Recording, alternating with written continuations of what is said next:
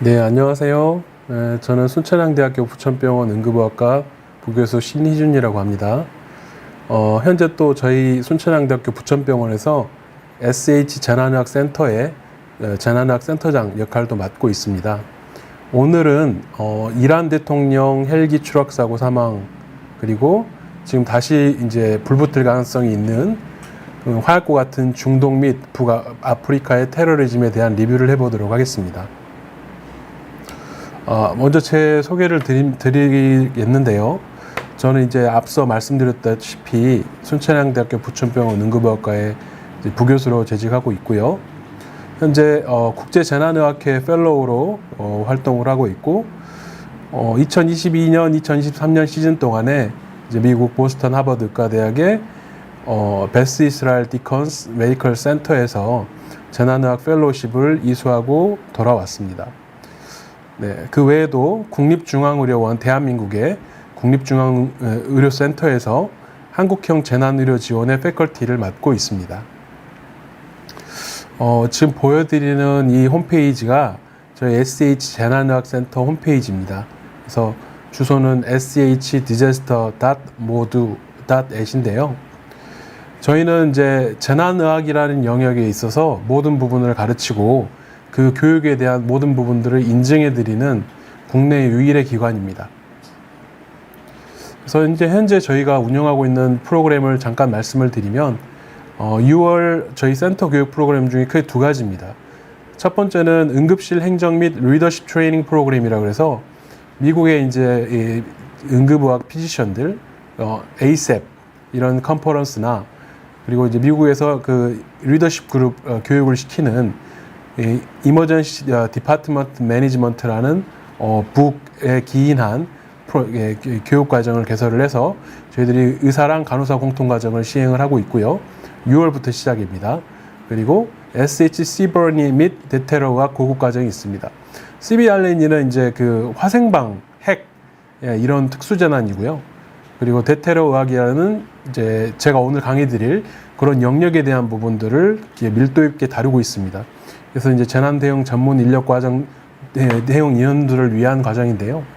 관심 있는 여러분들의 많은 참여를 부탁을 드리겠습니다. 등록은 하단에 있는 바와 같이 저희 홈페이지 에듀케이션 섹션을 보시면 되겠습니다. 대테러 의학이라는 게 이게 뭔 소린가 하실 분이 있을 것 같은데요. 대테러 의학은 이제 응급 관리, 응급 재난 상황에 대한 관리와, 그리고 위기 상황에서의 크라이시스 메디컬 케어, 이런 부분들을 같이 조합된 그런 정의되는 학문입니다. 그래서 막연한 이런 테러 상황에서 의학이 어떻게 기여할 수 있는지, 그러니까 어떻게 의학으로 승화가 되는지, 이런 부분들을 다학제적인 차원에서 교육해드리는 학문입니다. 그래서 제가 이번에 이제 책을 썼고, 올해 5월 말에 군자 출판사에서 출판 예정에 있습니다. 그래서 관심 있는 분들은 참고해 주시면 좋겠습니다. 목차는 뭐 이렇게 한 19개로 되어 있는데요.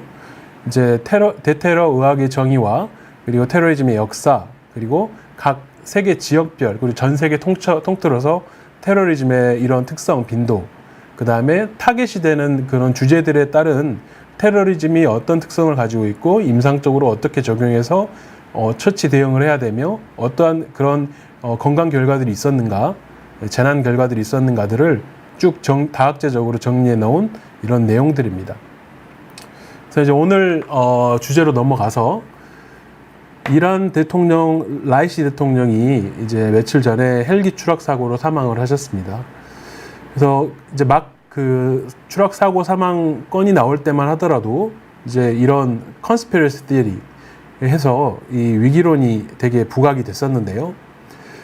하지만 현재 오늘 일단 장례식 치르고 난 상황까지는 그냥 악천후로 인한 이 기기결함, 추락으로 인한 사망, 이렇게 가는 분위기인 것 같습니다.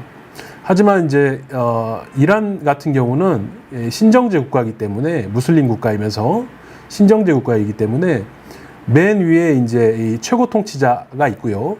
실제로 대통령은 두 번째 권력자입니다. 근데 라이시 이란 대통령 같은 경우는 검사 출신이시고, 이분이 굉장히 이제 강경파적인 행동을 하셔가지고 여성들이 이제 히잡 쓰는 거를 거부하는 그런 시위라든가, 인터넷을 검열한다든가 이런 부분에 있어서 되게 강경하게 나오셨고, 최근에는 이제 이란과 이스라엘이 서로 미사일을 주고받은 적이 있었는데, 그때도 이스라엘에 미사일 300발을 이렇게 쏠 정도로 지시할 정도로 강경한 그런 이제 파에 들어갑니다. 근데 이분이 이제 사망하셨죠. 그래서 대통령을 이제 그 후로 한 50일 이내에 뽑아야 되는 상황인데, 이제 뽑히는 과정에서 이런 이란 정세 자체로도 이제 리스크가 있고, 그리고 어떤 또 이 중간에 또 시간 지나면서 또 다른 이제 음모론 같은 부분들이 대두가 된다 그러면 국제 정세에서 특히 지금 이제 하마스랑 이스라엘이 지금 전쟁 중인데 이 부분에 또 이렇게 더 위험한 화약고에 불을 지피는 상황이 될 수가 있습니다. 해서 이러한 이제 현재 상황 가운데서 중동 및 북아프리카의 테러리즘을 리뷰해 보고자 합니다. 중동이면 중동이지 왜 북아프리카지? 이렇게 이제 생각하실 수가 있는데요. 지도상으로 보면은 중동과 북아프리카는 밀접하게 붙어 있고요.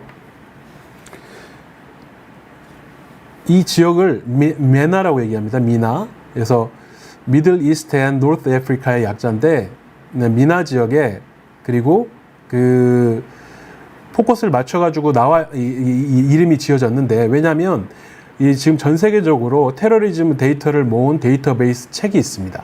데이터 셋이 있고, 그거를 GTD라고 우리가 얘기를 하고, 글로벌 테러리즘 데이터베이스라고 얘기를 하는데요.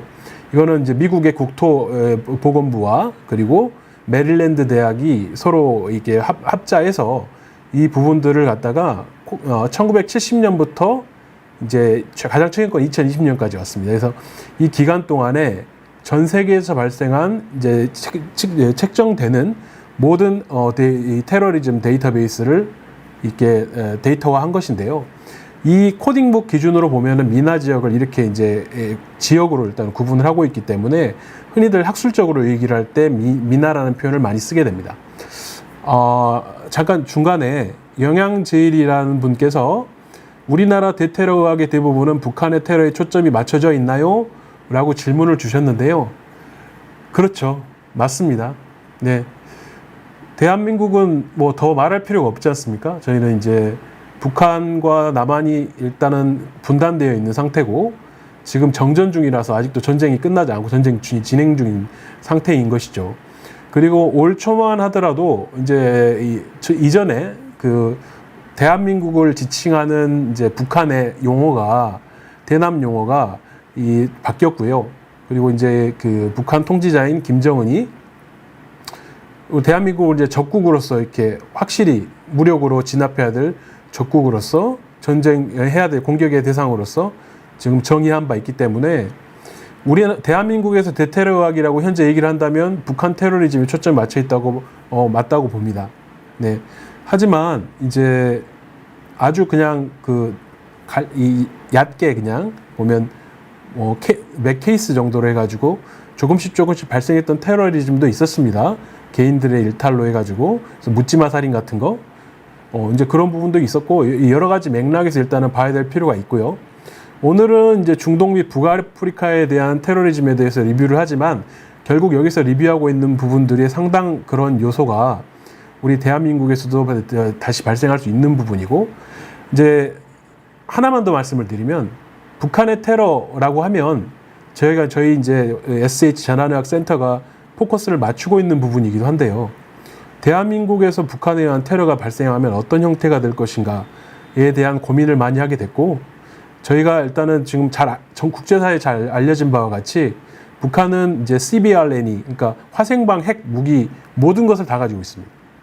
아주 그러니까 고퀄리티의 치명적인 그런 부분들을 모두 보유하고 있습니다. 그래서 이제 실제로 저희가 이제 그 하이브리드 워페어라고 얘기를 하는데, 전면전이 아니라 이런 국지전 양상으로 해가지고 이렇게 뭐 도발식으로 일단 한다면, 그러한 제재들을 갖다가 대한민국 서울에다 쐈을 때, 이런 인구 밀도 높은 곳에 이렇게 갖다가 터뜨렸을 때, 그럼 어떻게 될 것인가? 그럼 우리들은 이제 저는 이제 의사잖아요. 응급의학 의사인데 의료 대응자로서 어떻게 오는 환자들을 케어할 것인가? 이런 부분들에 대한 것이 결국에는 환자 케어뿐만 아니라 안보에 대한 문제가 되기 때문에 굉장히 중요하고 저희들이 알아둬야 될 필요가 있다고 봅니다. 그래서 저희 센터에서는 CBRNU와 대테러의학을 교육을 하고 있습니다. 일단 여기까지 말씀드리겠습니다. 그래서 그 중간에 이제 끊겼는데요. 그 중동 및 북아프리카 지역을 미나라고 얘기를 하고 있고요. 이런 이유로 얘기를 하고 있고, 여러 나라들이 중동 국가들이 있는데 뭐 알제리, 바레인 뭐 등등등이 있는데, 현재 핫한 나라들은 이란, 이스라엘, 레바논, 그리고 이제 가자 지구, 하마스 이렇게 되죠. 팔레스타인. 근데 이제 기본적으로 보면 이건 다 대부분 뉴스가 보도가 많이 됐기 때문에 아시리라고 생각하지만, 이란이 다 배후 주도를 합니다. 그래서 이란에서 이제 무기를 대주죠. 그리고 이란은 혁명수비대라는 그런 조직들이 이런 테러리즘 역할을 리스트를 양성하고 시행하는 데 영향력을 주고 있고요. 레바논에서는 헤즈볼라라는 그런 테러 단체가 있고, 여기 지금 가자 지구에 있는 데서는 하마스 테러가 있죠. 작년 2023년 10월 7일 이후로 아직까지도 전쟁이 안 끝나고 있습니다. 그래서 지금도 굉장히 이제 지금 그 휴메니테리언, 그러니까 인도주의적 차원에서의 지금 크라이시스가 그러니까 위기 상황이 이제 되어 있는 상태고, 지금 기준으로는 국제사법기구에서는 지금 베냐민 네타냐후 총리, 이스라엘 총리나 하마스 지도자 이런 사람들을 일단은 수배를 해야 된다라고 얘기까지 되어 있는 실정입니다.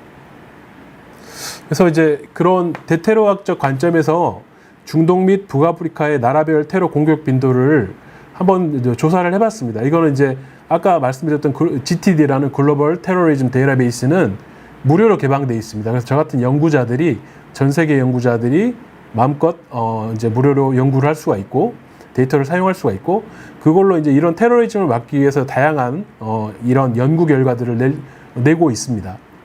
그래서 저 또한 이런 부분들을 분석을 해봤는데요. 1970년부터 2020년 이제 가장 최근까지 제공된 데이터고, 51년간의 자료를 보면 여러 중동 국가들 중에서 이라크가 가장 많습니다. 테러리즘 자행된 숫자가, 공격이. 이게 지금 공격 횟수입니다. 23,950건입니다. 엄청나죠? 이게 이제 50.38%를 차지하고 있어요. 전체 공격에. 그러니까 중동의 화약고라는 말이 맞습니다. 예. 그리고 이제 무기 유형별 사건이나 사망, 부상 분석을 해봤는데요.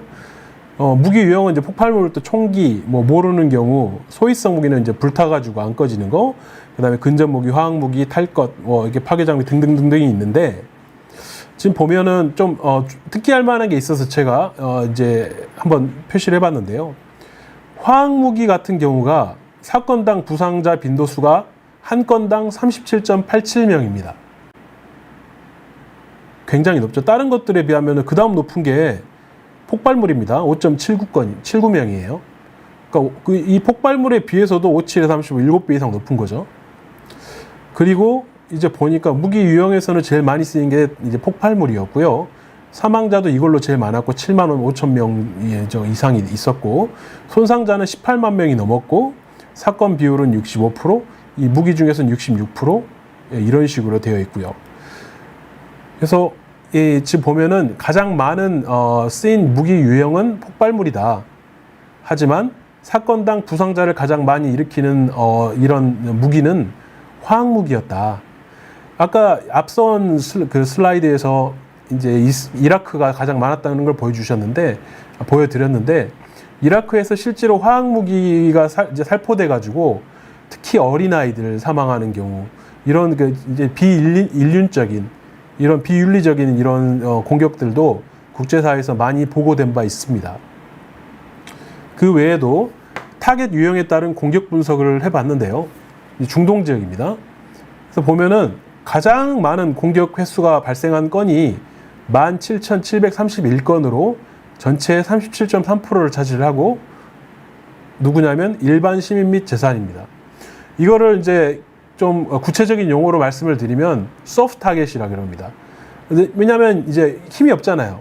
그래서 이런 일반인들을 대상으로 또 공격을 하게 되면 이제 두려움이 극대화되는 거죠. 네. 테러리스트들은 그런 것들을 노리죠. 예. 그리고 이제 넘어가서 상위 5위의 사상 사고를 이제 이 기간 동안에 봤는데요. 1위부터 5위까지 중에 지금 4개 리스트가 테러 단체가 같아요. IS입니다. IS 우리 잘 많이 들어보셨죠? 이라크와 레반트 이슬람 국가의 약자입니다. ISIL. 여기에 많이 했고요. 뭐 무자히딘 에칼크 다 많이 했고 대부분 이제 이라크 활동하는 자들이고 그리고 이제 여기 보면은 뭐 여기 아바단 여기는 이제 이 이란에 있는 지역입니다. 근데 딱 동기들을 구체적으로 보면은 이슬람으로 개종하려고 할 목적으로 강요하려고 하다 보니까 이렇게 생겼어요. 그러니까 다 보면은 종교적인 원인이 굉장히 많습니다.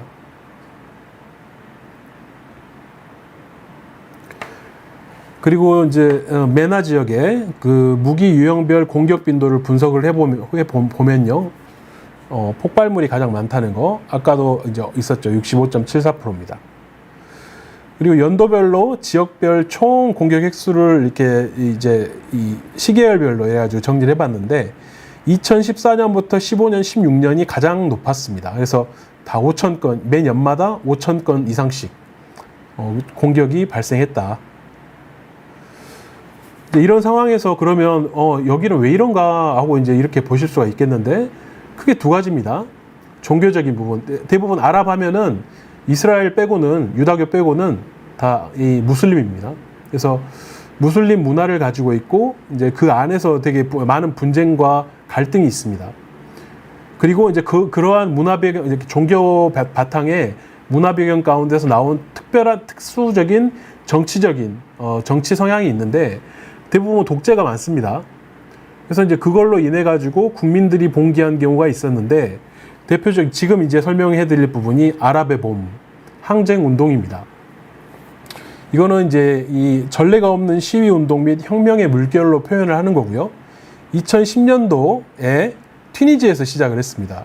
독재가 너무 심해가지고 그 국민들한테 너무 이렇게 불합리하게 일단 처우를 하니까 항거가 시작됐는데 이 사태로 인해서 이 봉기로 인해서 튀니지의 정권이 바뀌었습니다.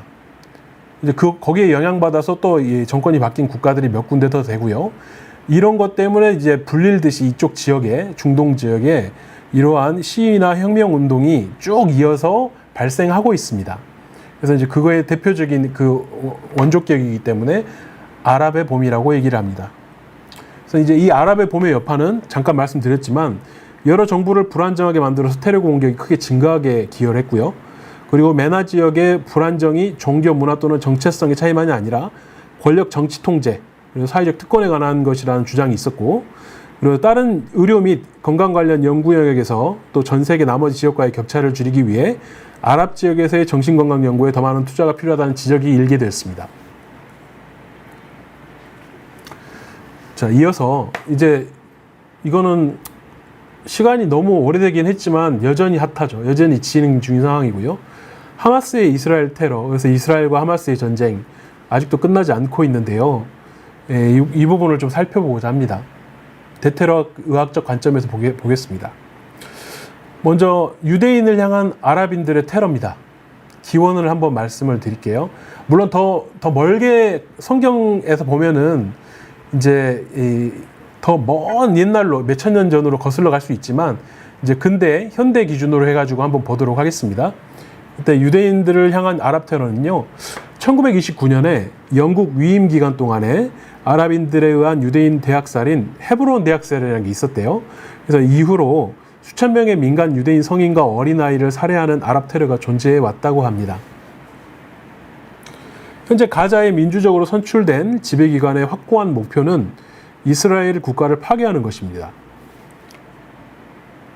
그래서 하마스는 2000년 이후로 자살 폭탄 테러와 로켓 공격을 단순히 유대인 민간인을 향해 저지르면서 1000명 이상의 사망자를 내왔고요. 이제 지금은 더 많이 늘었죠. 이거는 지금 10월 7일 2023년 그 테러리즘 이전 데이터이기 때문에 지금은 더 많습니다. 그래서 가자와 이 서안에서의 의료 서비스에 대한 장애물에 대한 슬픈 이야기를 한번 드리고자 하는데요.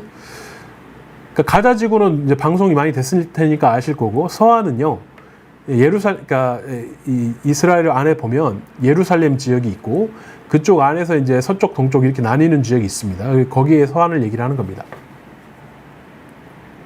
장벽이 한 6m 정도 되는 장벽이 있고 이건 제가 실제로 찍은 겁니다. 그래서 2020년에 코로나 바로 터지기 일주일 전에 학회 때문에 이스라엘 이스라엘 방문을 했었는데요. 그때 이제 베들레헴 들어가기 전에 진입하기 전에 장벽입니다. 여기에 이제 그 뱅크시라고 유명한 영국 작가가 또 호텔을 세웠고 그림도 그려놔가지고 뭐 이제 그런 걸 볼 여러 목적으로 일단 사진을 찍었었는데 되게 인상이 깊어서 이렇게 남겨놨던 사진인데요. 스텝 프로텍션 리콰이어드입니다. 그러니까 칼로 찌른다고요. 굉장히 이제 좀 무시무시합니다. 예, 보면. 네, 그럼 가자와 서안의 장벽이 세워진 이유를 말씀을 드리면 대부분의 팔레스타인인들이 의료시설이나 구급차를 사용해서 무기와 테러리스트를 저장하고 운송을 합니다. 그러니까 보통은 구급차나 의료시설은 뭔가 안정화시키는 의미잖아요. 근데 여기서는 테러의 수단으로 쓰여요. 그리고 무고한 이제 아랍인들 중에서도 이제 살해당한 사람이 나타나고 유대인의 사망을 초래한 인권 침해 명백한 위반이 있었고요. 그리고 팔레스타인 테러리스트들이 여성과 어린이를 자살폭탄 테러범으로 사용합니다. 그러니까 그들의 종교는 이제 무슬림인데 그들의 종교 가운데 뭐가 있냐면 그러니까 너네가 이렇게 죽으면 그래서 저렇게 안 믿는 이교도들을 죽이면 너네가 죽고 천국 간다. 이런 식으로 이렇게 세뇌 교육을 시킵니다. 그래서 불쌍한 어린이들이나 이런 힘이 약한 여성들 이런 좀 경계를 낮출 수 있는 이런 인구들을 대상으로 해서 자살폭탄을 자행시키는 그런 역할을 해왔기 때문에 결국 서안에 장벽이 세워지게 되고 검문이 심하게 발생을 했던 것이죠. 또 이 메나 지역의 문화적 및 종교적 요인에 한 몇 가지 예시를 보여드리려고 하는데요. 대부분의 서양 국가들보다 이제 이런 종교적 요인, 문화적 요인이 재난 대응 전략에 다르게 영향을 준 바가 있습니다. 먼저 문화적인 부분을 살펴보겠습니다. 레바논인데요. 레바논 같은 경우는 이스라엘 위쪽에 있거든요. 레바논이 지도상. 네, 레바논 같은 경우 병원에서는 우세한 정치 당파를 고려해서 문화 분석을 수행을 하고 대립하는 편의 환자와 가족들을 병원 내에서 물리적으로 분리하기 위한 전략을 구축하고 한다고 합니다. 저희 상식으로는 말이 안 되죠. 예. 일단은 그런 부분이 있고요. 종교적으로는 지금 대표적으로 이제 이 이슬람 국가들은 이런 순례 개념으로 자기들의 성지를 갖다가 방문하고 이제 거기서 거기서 이제 이 종교 의식을 한다든지 거기를 돌아본다든지 이런 대규모 집회 모임을 갖게 되는데 대표적인 부분이 저희들도 이제 우리 일상 어휘에서 많이 사용되고 있는 메카라는 단어 많이 쓰죠. 그런 부분들이 사우디아라비아에 있습니다. 그래서 여기서 이제 이 대규모 이슬람 모임이 있으면은 한 번에 몇백만 명씩 모입니다. 그러니까 이 좁은 공간에 몇백만 명이 모이면 사람들이 밀집되기 때문에 대규모 군중 집회 사고가 발생할 수 있겠죠. 실질적으로 그런 적이 있었고요. 2010년대 초반에 그런 일이 있어서 굉장히 많은 사람이 죽었고 저희도 이제 2022년에 이태원 사건을 겪었지 않습니까? 그래서 이제 그런 것처럼 그들도 종교적인 요인 때문에 이거는 그들이 피할 수 없는 거예요. 그들이 멈출 수 없는 겁니다. 그들은 이걸 모임을 해야 되기 때문에 이제 그런 걸 겪고 난 이후에 이제 과학적으로 되게 많이 분석을 하고 대안을 내놓은 부분이 사우디아라비아 하지 대규모 집회와 관련된 공공건강 문제에 대한 논의였는데요. 그래서 감염병 같은 게 이제 호흡기 질환이나 위장관, 식중독 이런 것들이 잘 전파가 되니까 발생을 했고 부상, 교통사고, 특히 거기가 더운 지역이다 보니까 열사병 같은 열 관련 질환, 곤충 물림, 또 이제 비전염성 질환이나 테러리즘에 대한 부분들 대응 요소가 많이 발전해온 부분이 있습니다. 그래서 이런 것들이 이런 문화적이거나 종교적인 부분이 그래서 이런 메나 지역에서 재난 대응 전략에 다르게 영향을 준 바 있습니다. 이어서 케이스 분석을 좀 보도록 하겠는데요. 2023년 이스라엘 하마스 전쟁입니다. 오른쪽에 보이는 인물은 이스라엘 군 고위 관료입니다. 그래서 이제 이게 벌써 이거 인터뷰가 있어가지고 이게 떴던 게 2023년도 이제 11월경인데 지금 벌써 6개월 지났는데 하나도 안 바뀌었죠. 계속 뭐 상황은 진정 국면은 없습니다, 지금. 그래서 지금 여기 이 관리가 얘기한 대로 길게 가고 있습니다. 언제 끝날지 모르고요. 그래서 이제 오른쪽에 보면은 지도가 보이죠. 가자 스트립이라고 얘기합니다. 스트립. 가자 지역이 이렇게 스틱같이 생겨 길쭉하다 그래가지고 가자 스트립이라고 얘기를 하는데요. 이 좁은 거의 한 10km, 10몇 킬로 되는 이런 정도밖에 안 되는 이 면적 안에 거의 100만에 임박하는 인구가 있기 때문에 인구 밀도가 엄청나게 높습니다. 그래서 이제 요 안에 2023년 10월 7일 날 하마스가 이스라엘을 침공합니다. 그래서 당사자는 이제 이스라엘이랑 하마스 주도 팔레스타인 무장 세력이고요. 하마스가 이렇게 해로로도 침투하고 육로로도 침투하고 하늘로도 침투하죠. 그런데 이제 그 침투하기 전에 이스라엘에다가 미사일을 한 5,000발을 한 번에 날립니다. 근데 이스라엘에는 대공 안전망 시스템이라는 아이언돔 시스템이 있는데요. 웬만한 미사일 공격은 다 요격을 합니다. 근데 한 번에 5,000발을 날려버리니까 이거는 이제 그거를 대응할 수 있는 역량을 초과를 해버려서 결국에는 이스라엘 내에서 이제 군이라든가 민간인들이 크게 손상을 받고 이렇게 이제 테러리스트 단체들이 침투하게 되었습니다.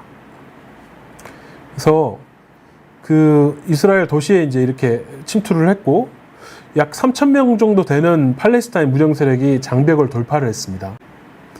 그래서 주요 사건들 중에 이제 그 이 키부츠라는 지역에서 이게 음악 축제가 있었는데 거기서 이제 대량 학살이 벌어져요. 그 말고도 많이 이제 했죠. 그래서 이제 그런 상황입니다. 그런 상황이 벌어져서 지금까지 이제 이어져 오고 있고 많은 인질들을 잡아갔고 인질들 중에 많은 이스라엘 인질들은 죽었고 아직도 돌아오지 못한 분들이 있죠. 지금 보여드리고자 하는 영상은 대테러학 관점에서 어떻게 하마스가 이스라엘의 이런 방어 체계를 뚫었는가 라는 부분들을 보여드리기 위한 것인데 드론을 사용했습니다. 드론. 잠시 보시죠. 소리는 안 나옵니다. 여기 보이는 그 감시 초소가 이스라엘 초소입니다. 여기 지금 그 가까이 가는 거는 드론, 그 하마스 드론이고요. 위에 밑에 보면 총기가 있죠. 거기다가 지금 폭탄을 떨어뜨렸어요. 네, 그래서 무력화시킵니다. 이런 식으로 방어 초소를 무력화시켜가지고 침투를 했습니다. 이게 지금 드론을 이용한 건데 실제로 저희 대한민국에도 지금 2022년도 말에 북한에서 드론 5기 보내가지고 그러니까 이제 그 비행 물체입니다. 무인 비행 물체 이런 것들을 보내가지고 저희를 이제 대한민국 서울 상공을 돌고 들어갔죠. 못 잡았죠. 예. 그 이스라엘 또 이제 그 이란이 하마스가 어떻게 이게 침투할 수 있게 할지를 교육을 시켰어요. 그래서 글라이딩 교육 어떻게 타고 와가지고 이스라엘로 침투할지 이런 부분들을 이란이 지원했습니다. 그래서 이제 동영상이 있어요.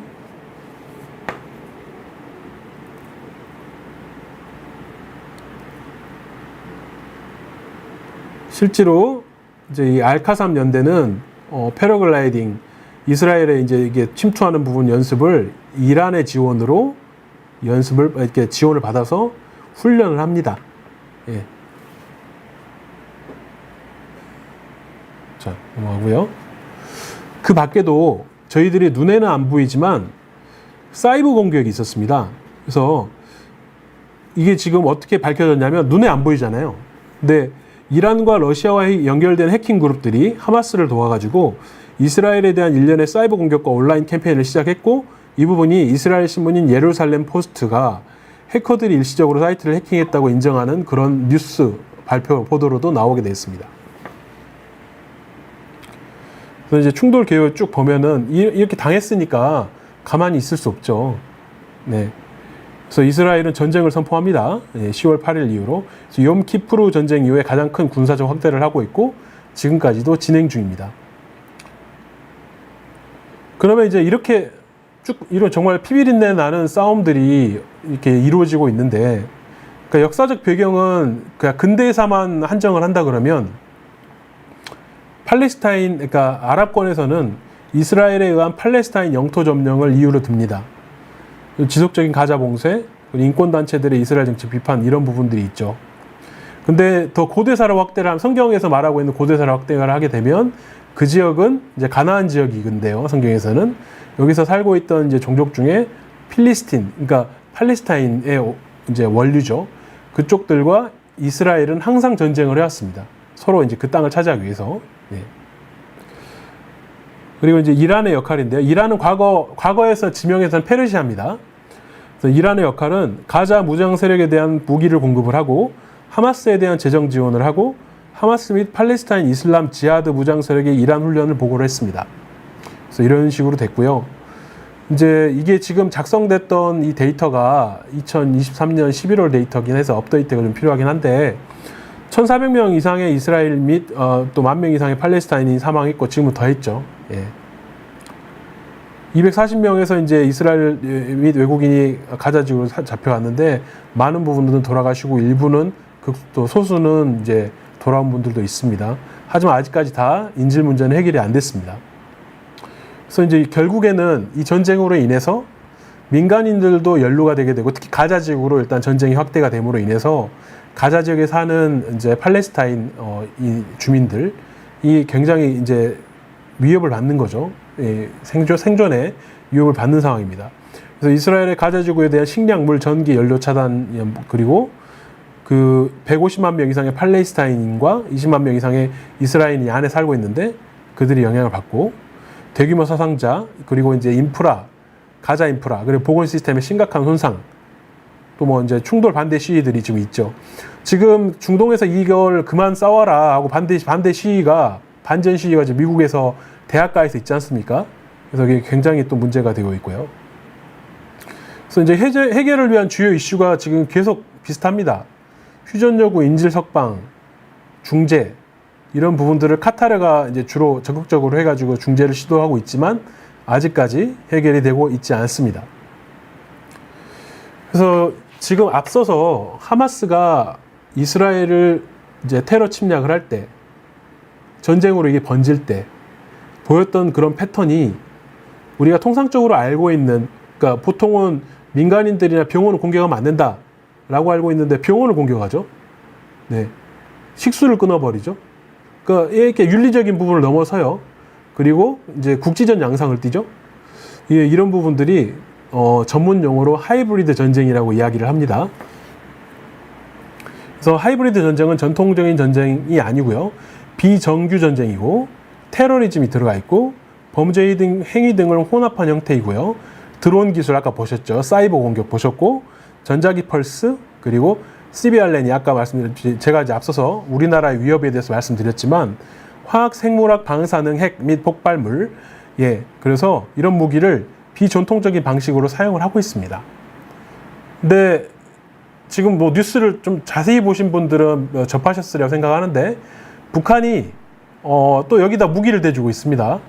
그래서 북한, 러시아, 이란 다들 그들만의 리그가 있어요. 연맹이 있고 그들만의 네트워킹이 있습니다. 네. 그래서 이제 하이브리드 전쟁과 대테러 의혹에 대한 부분들을 좀 말씀을 드리면 배경은 테러와의 전쟁으로 2001년부터 테러리즘에 대한 정치적인 그런 이제 보안적 초점이 증가가 됐고 하이브리드 전쟁은 약간 비정형적이죠. 그래서 러시아가 우크라이나를 침공했을 때가 이런 패턴입니다. 민간 의료 제공자가 이제 도전을 받아요. 그러니까 병원을 안 건드려야 되는데 병원을 건드린단 말이죠. 의료진들을 건드리고 환자 치료하고 있는데. 그러니까 전통적인 보호 기대가 감소하게 되고 의료시설에 대한 공격이 증가를 합니다. 그래서 이런 상황에서 그러면 기존의 이제 의료진들, 병원의 의료진들 같은 경우는 어떻게 해야 되지? 이런 거 생기면 막막하죠. 그래서 이제 이 카운터 테러리즘 메디슨 저희 그 대테러하기 왜 중요한가? 인구 건강에 대한 의도적 공격의 위협을 강조를 합니다. 저희는 교과에서. 그래서 전술 긴급 응급 처치 훈련을 포함을 하고 있습니다. 우리가 템스라고 얘기를 하는데 뒤에 좀 나오니까 말씀드리고요. 현대 전쟁 전략은 의료시설과 민간 인프라에 대한 공격이 증가한다는 걸 기억해 주시고 화학 및 핵시설 타겟화도 있습니다. 러시아가 우크라이나 공격을 할 때 자포리자 원전을 공격을 했어요. 지금도 공격이 돼 있고 거기서 어떤 정도의 손실이 있어서 방사능이나 핵이 그러니까 이런 물질들이 얼마만큼 유출됐는지는 아무도 알려진 바가 없습니다. 할 수도 없고 지금 전쟁 중이니까. 근데 지금 그런 리스크들이 다 있어요. 우크라이나의 체르노빌, 체르노빌 원전이 있죠. 체르노빌 원전이 이제 터져가지고 예전에 굉장히 큰 문제가 됐고 HBO 드라마로도 나온 바가 있는데 자포리자는 거의 10배입니다. 그러니까 한번 제대로 폭발하면 큰일 나는 겁니다. 예. 그래서 이에 대한 대응 전략은 대테러의학 CTM이라고 말하겠습니다. 시스템을 통한 과학적 분석, 대응, 회복, 완화, 이 대비 작업을 강조를 하고요. 전반적으로는 저희는 이제 완화에 일단 테러가 벌어지면 어떻게 할 수가 없으니까 그게 벌어지는 부분들을 최소화하기 위한 완화 전략에 포인트를 맞춘 학문이다라고 이해하시면 되겠습니다. 그래서 건강 서비스의 디지털 인프라에 대한 하이브리드 전쟁 및 사이버 공격을 대비하기 위해서는 사이버 공격의 역할을 알아야 되는데요. 사이버 공격은 그러니까 누가 했는지 모르게 공격하는 게 목표인 거죠. 타겟을 못 정하도록 하려고. 그러니까 혼합 전쟁의 일부고 다양한 취약점을 타겟으로 하는 비폭력적 또는 폭력적 수단입니다. 이런 해커들이 주로 많이 이제 이런 부분에 관여를 하는데 북한의 라자르스 그룹이라고 굉장히 유명한 해커 그룹들이 있고 중국도 있고 러시아도 있습니다. 특히 북한 그룹들은 최근에는 미국의 헬스케어 산업, 그러니까 병원들을 공격을 해가지고 병원에서 환자 정보 데이터를 이제 제가 브리칭이라고 얘기를 합니다. 이게 훔쳐내서 그거를 블랙마켓, 그러니까 암흑 시장에다가 팝니다. 그러면 환자 그러니까 한 명의 정보당 대략 한 $5에서 $25 정도 받는다 그래요. 그러니까 그거를 막 60만 명씩 막 뺏어버리면은 엄청난 돈이 되는 거죠. 그러니까 이런 식으로 이 범죄에 사용하고 있기도 합니다. 이러한 사이버 공격의 목적은 국가기관의 신뢰를 약화시키고 사회 단합을 해치고 보복 방지가 있고요. 이제 그래서 건강 서비스가 중요한 것은 전략적 목표, 사회적 유대감 형성 및 국가 신뢰 약화 가능성을 일단은 막는 것입니다. 예, 이런 부분들이.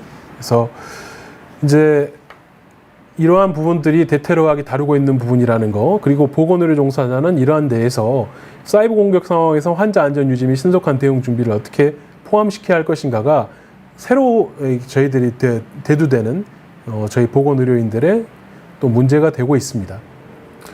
그 폭발 손상의 메커니즘을 아까 보면은 폭발 손상이 제일 많았죠. 그러니까 공격이. 그러니까 폭발 손상으로 인해서 그러니까 어떻게 피해자가 어떻게 발생하느냐, 어떤 손상을 받느냐를 메커니즘을 아는 것은 굉장히 중요합니다. 먼저 일단은 1차, 2차, 3차, 4차, 5차까지 있는데요. 1차는 그 폭발 자체로 인한 메커니즘이 있고요. 손상 메커니즘이 있고, 2차는 뭔가 폭발하면서 이런 파편물 같은 것들이 몸의 일부를 관통을 해서 생기는 관통상이 발생할 수 있고요. 세 번째는 충격파가 너무 세가지고 그걸로 밀려 나가가지고 어딘가에 부딪히면 손상이 생기는 경우가 세 번째고, 네 번째는 이제 뜨거운 열 때문에 화상을 입는 경우가 네 번째고요. 다섯 번째는 이러한 것들로 인해서 독성 염증이 발생하는 것들. 이렇게 크게 5가지 차수로 손상 메커니즘이 있는 것으로 알려져 있습니다. 이 정도는 아시면 좋겠고, 테러 폭발의 결과로 인해 가지고는 보통 이제 이건 이스라엘 데이터베이스로 이스라엘이 테러를 많이 겪잖아요. 그래서 이제 그 외상 데이터가 전 세계 어느 나라보다도 잘 발달돼 있습니다. 그래서 이제 주로 이스라엘 데이터가 굉장히 신뢰도가 높은데, 거기 따르면 테러 폭발 피해자가 다른 외상 환자보다 젊고요. 부상의 심각성과 복잡성이 높다고 알려져 있습니다. 통계에서는 심각한 부상자와 글래스고 점수는, 그러니까 글래스고 코마 스케일이라서 이제 저희가 환자의 의식 척도를 이제 이렇게 매기는 점수인데, 3점이 최소 점수고 15점이 만점이고 그러니까 정상적인 겁니다. 그래서 이제 이런 거에서 낮은 글래스고 혼수 점수 이런 것들이 있고, 혈역학적으로 혈압이 이제 불안정한 경우가 생길 수 있다고 되어 있습니다.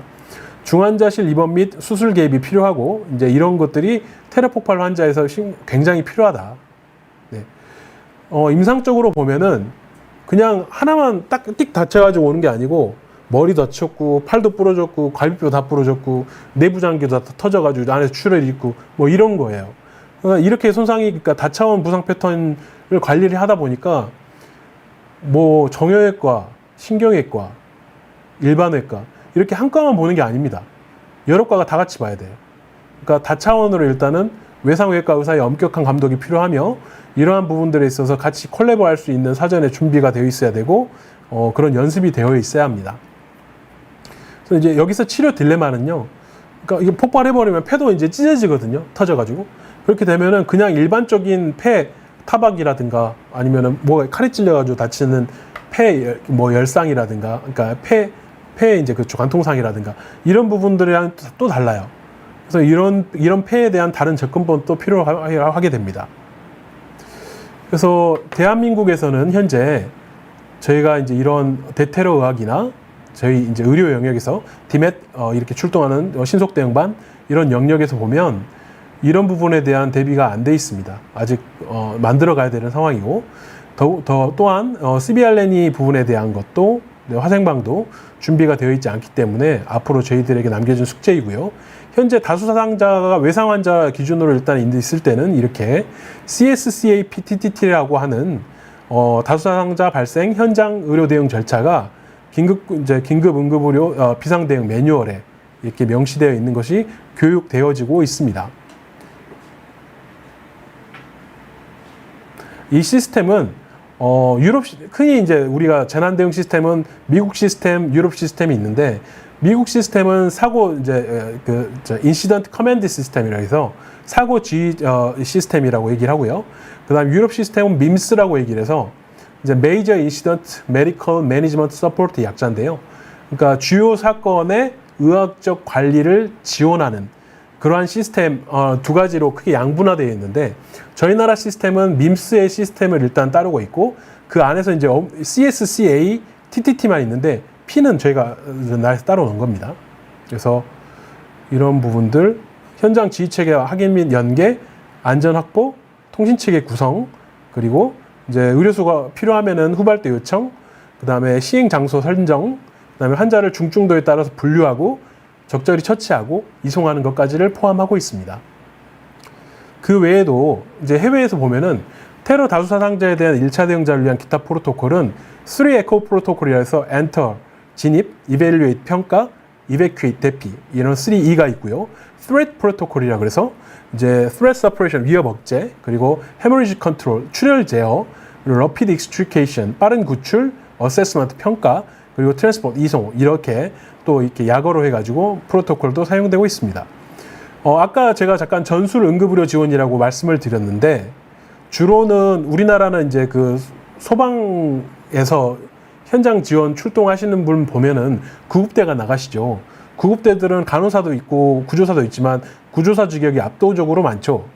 근데 이제 이런 부분들에 우리나라 그 체계에서는 이렇게 나가시게 되면 그 TECC라고 해서 Tactical Emergency Casualty Care 이런 부분 그런 분들 대상으로 일단 교육이 해외에서는 있습니다. 그래서 우리나라에서도 개별적으로 이제 구급대원 분들이 이런 부분들을 연마하고 있긴 하지만 정식적으로 오피셜하게 국가기관에서 가르치고 있지는 않습니다. 이런 소방대원들 대상으로. 그래서 이제 이런 부분들도 대테러 의학에서 다루고 있고 저희가 SH 재난의학센터에서 교육을 한다 말씀을 드리고요. 이러한 위협에서는 핫존, 웜존, 콜드존이 있는데 간접 위협 지역에서 대량 출혈이나 기도, 호흡, 순환, 두부선상의 저체온증에 대해서 어떤 이제 치료 단계를 해야 되는지에 대한 그 가이드. 그리고 이제 내 몸을 보호하면서 환자를 치료를 해야 되는 거거든요. 그래서 어떻게 해야 될지에 대한 안내, 이런 부분들을 다루고 있습니다. 그 외에도 테러 폭발 사건의 의료 처리는 의료 좀비 및 프로토콜에서는 테러 폭발에 대한 병원의 즉각적인 대응과 사전 준비가 필요하죠. 그리고 환자 도착함과 동시에 이런 폭발 지점의 위치에 따라 다른 대응 전략이 필요해요. 병원에 위협이 있다 그러면 일단 안전이 우선이죠. 의료진들도. 네. 그런 부분들을 고려하셔야 되고 분류관이나 응급의료 시스템에서 중요한 역할을 하는 키퍼슨이 있어야 됩니다. 그래서 의료진이나 조정자가 있어야 되고요.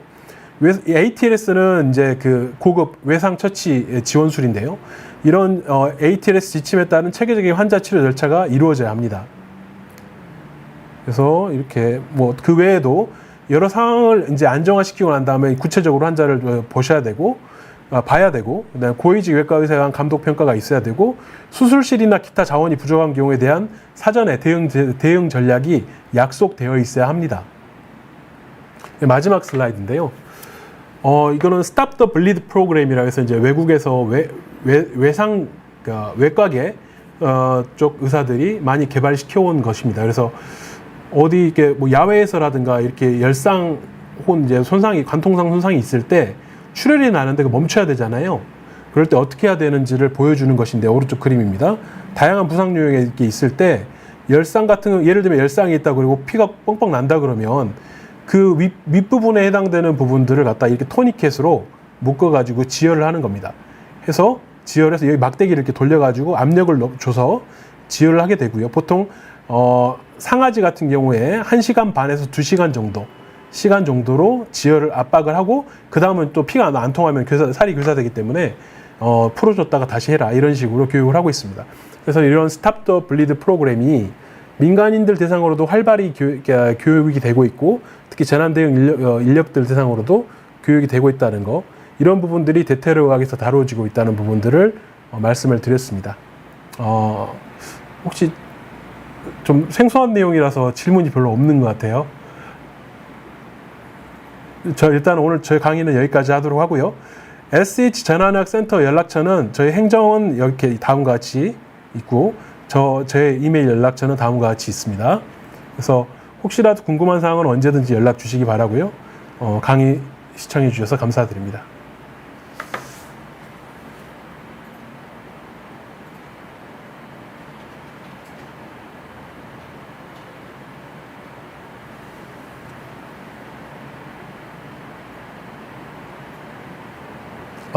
질문 하나 받을까요? 네. 고래밤님께서 우리나라 대테러 의학이 활약한 시기가 있나요? 라고 하셨는데요. 대테러 의학이라는 이 용어는, 그러니까 대테러라는 용어는 오래전부터 있어 왔습니다. 몇십 년 전부터 있어 왔지만, 이거 설명을 안 드렸군요. 대테러 의학은 2017년에 하버드 의과대학의 저희 스승이신 닥터 그레고리 시어톤 교수님께서 만든 용어입니다. 그러니까 기존에는 재난 대응에서 테러리즘 대응 이렇게 해가지고 그러니까 이런 경찰이나 군인들에 의한 진압 이런 쪽에 포커스를 맞춘 그런 컨텐츠만 있었다면 결국에 환자가 발생을 하는데 또 이렇게 의료진들이 개입을 해가지고 환자 치료를 해야 되는 이런 위기 상황에서 어떻게 활약을 해야 되며 다 같이 어떻게 서로 조화를 이루어가지고 최상의 환자 아웃컴을 만들어낼까라는 부분들에 대해서 고민을 하시다가 만들어낸 계기가 됐고요. 또 추가로 말씀을 드리면 닥터 그레고리 시어톤께서는 2001년도에 이제 2001년 하면은 뭔가 떠오르시죠? 미국의 9.11 테러 때 매사추세츠주 원 디맷으로 해가지고 현장에서 일단은 이제 이 리더로 활동을 하신 분입니다. 그래서 그때 이후로 테러리즘에 대해서 대응할 수 있는 의학이 있으면 좋겠다고 생각하셨다가 2017년에 처음 만들었고 그게 이제 지금 계속 활발히 확장되고 있는 분야이고요. 제가 이제 2022년, 23년 미국에 이제 연수를 아까 펠로우십에 다녀오면서 거기서 일단은 배운 개념을 국내에 도입을 한 것입니다. 그래서 대테러 의학이 활약한 시기는 지금부터입니다. 네, 이상입니다. 또 다른 질문 있으세요?